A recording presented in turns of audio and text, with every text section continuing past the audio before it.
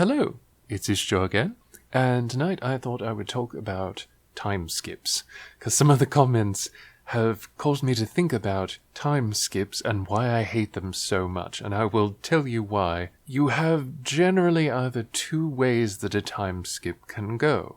Either the characters don't really change appreciably, and it seems like it's worthless to take that amount of time and say, nothing of note happened, let's just continue on. Or there's so much that happened that you really should be addressing it and telling them the story as it's happening, or at least summarizing the story in some way, which is never done with a time skip. Or you get flashbacks all the damn time, which is another thing that I absolutely hate. If you have seen my American Horror Story Apocalypse videos, you know I cannot stand it when too much of the story is spent in fucking flashback. So either you decided to advance time, and with a time skip it usually has to be like months or years or some significant amount of time. And this can even happen in a single story, where you have someone waiting around for, years, centuries even sometimes. But that is just a really bad way of doing things. I can understand if you want to keep some time set aside for telling side stories that didn't have anything to do with the main thrust of the story. That's cool. If you want to focus on a story very intensely and very intently as you go through, that's fine. I can understand skipping things that don't really pertain to the central narrative. But that's almost never what it is when it's a time skip, when it's called a time skip, and when it basically plays that role in the story. You're either just skipping time and hand-waving it like it doesn't mean anything and nothing happened, or you're having a bunch of things happen, a bunch of changes for the characters and the world around them, but for some reason you're not telling us that story. The thing that really bothers me the most and annoys me the most, just irritates the shit out of me, is the two biggest examples I can think of, which are Naruto and One Piece. Essentially, the time skips only serve the purpose of being able to introduce slightly redesigned characters, or giving a character bigger tits or something. Or maybe the character wears a different outfit now. It's just stupid. It's not even something that requires the passage of time to do. And what's really even more annoying is that so many of these characters don't change appreciably as people, and not even their senses of fashion change appreciably. They're just wearing a slightly different outfit. Why does that need 2 years, or 5 years, or 10 years, or whatever? Why does it need any time at all? If literally nothing of note has happened, and it's not important enough to bring into the story, then don't do a time skip. Just skip a week, or a month or something, and then be like, okay, here's the next adventure, because usually a lot of the time in a story, especially an episodic series, that happens. Sometimes between stories, it's a week or a month or something like that, and you don't focus on that time because nothing of note happened. I can understand that. I can't understand taking months or years out of the story just because you didn't think anything of note happened. You're the author. You can make things happen. There should not be these huge, year-long gaps in a story where things were happening all the fucking time, and then suddenly for 2 years, a decade, whatever, nothing happens. And then there's the other side of the coin where lots of things happen, but the author doesn't want to deal with them, or the author hasn't thought about them, or worst of all, probably, the author's just never going to use that time, but is constantly going to refer to it in all the new things that the characters can do, or these new characters that we're supposed to believe are BFFs with the main cast. Because, yeah, it is a generally good bit of writing advice to have a character have something important to do, have a friend, serve some purpose in the narrative. But if you're telling us that these people know each other when we wouldn't have picked that up earlier, and they otherwise don't act like friends, it's trying to sell us something that you're not really backing. You're not really behind what you're doing here. You're just hoping that we buy it, and I'm not going to buy it. That's the thing. If you're trying to sell us this stuff that supposedly happened, along with all these other huge amounts of things that happened that you nonetheless didn't see fit to put to paper, then basically fuck you.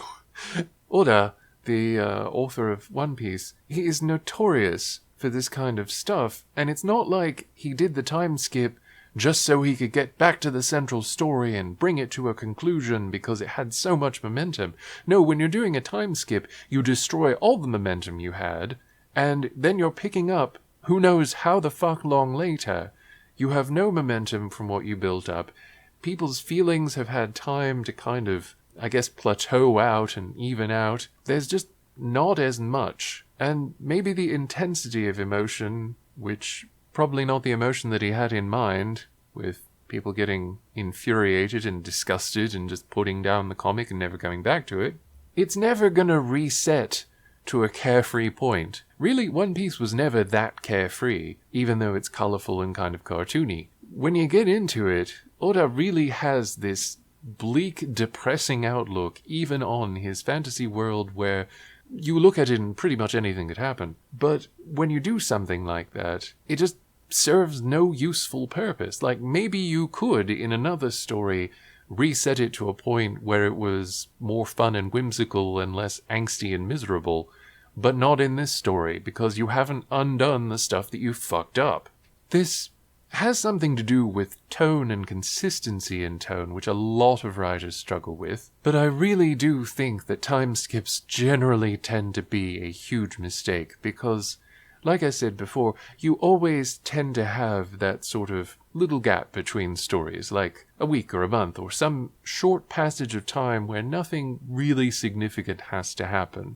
If you want to focus on the central thrust of a story, the central motive and motivation for the narrative, then that's fine if you want to skip some time where nothing really relevant to the main story happened, or if you feel like you couldn't really cover it without going off on a tangent that you never really bring back into the main what you're talking about, which is something that I unfortunately can do when I'm just talking extemporaneously without a script, so I apologize if I've done anything of that sort myself. I will say, I am sure that there is a way to use a time skip in a way that is not insulting to the story and not disruptive to the narrative and not a flaming train filled with feces crashing through, I don't know, a mountain in your town that is then set on fire. But most of the time, whenever I see time skip or whenever I see that a lot of time has passed in a story without any note to anything happening, like, I will say, when they try and do shit in the reimagining Doctor Who series, it can never be a small amount of time. They're just like, oh, it was over like 1 billion years, and that's so impressive, and it was so serious business, and it was so cool.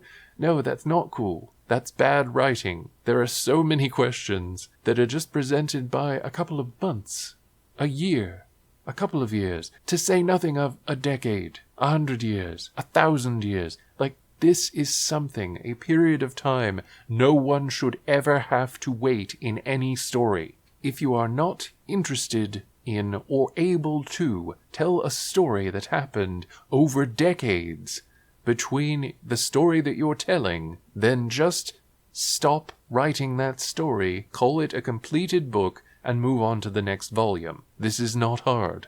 So, all in all, I will say, I'm sure there is a way to use a time skip well. Most of the time, though, authors don't do that. They use time skips usually as very lazy ways to avoid dealing with things that they don't want to deal with, even though they themselves got themselves there and caused that whole thing of them having to at least give it some address, some lip service, some hand wave, at least that. It just tends to be a very lazy method of getting from point A to point B where you wanted to go, without really any mindfulness of tone, narrative, developing characters, anything like that. I will add at the end here, I've said many times that even technically filler is okay by me as long as it develops a character, a setting, a part of the setting, some aspect of the story you're telling.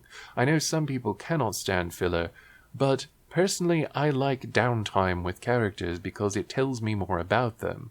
It tells me more about a person as what they do when they don't have the fate of the world resting on their shoulders than when they do have that. Because anybody can pull together, any sort of worthy hero or protagonist, anything like that, can pull together the energy that they need to focus on something that is literally going to save the world, or doom it. But what they do when they don't have that pressure on them is much more telling, to me at least, of who a character is. I like to know those little things about a character. I like to know those little things about a setting.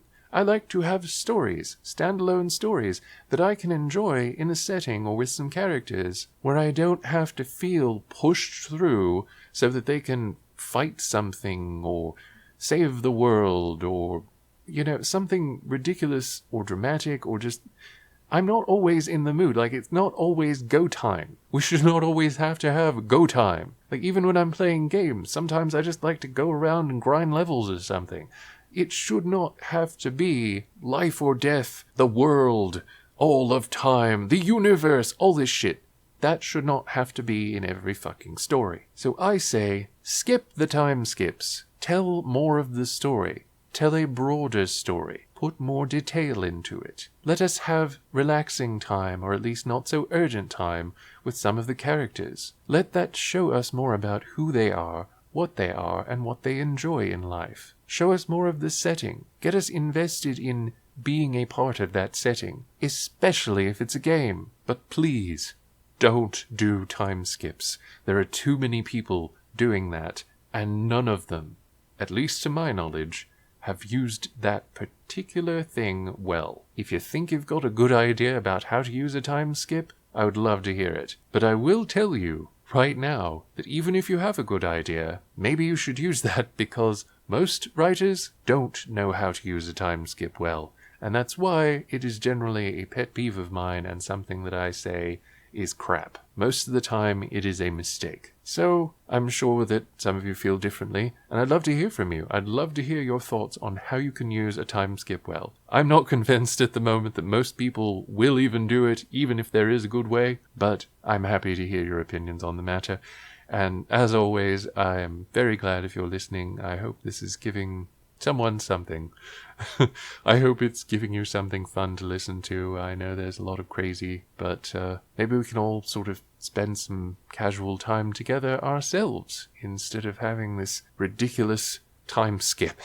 So let's resist the time skip and just spend time together developing our characters. I'm Hushi. You're welcome. I will see you next time. Bye.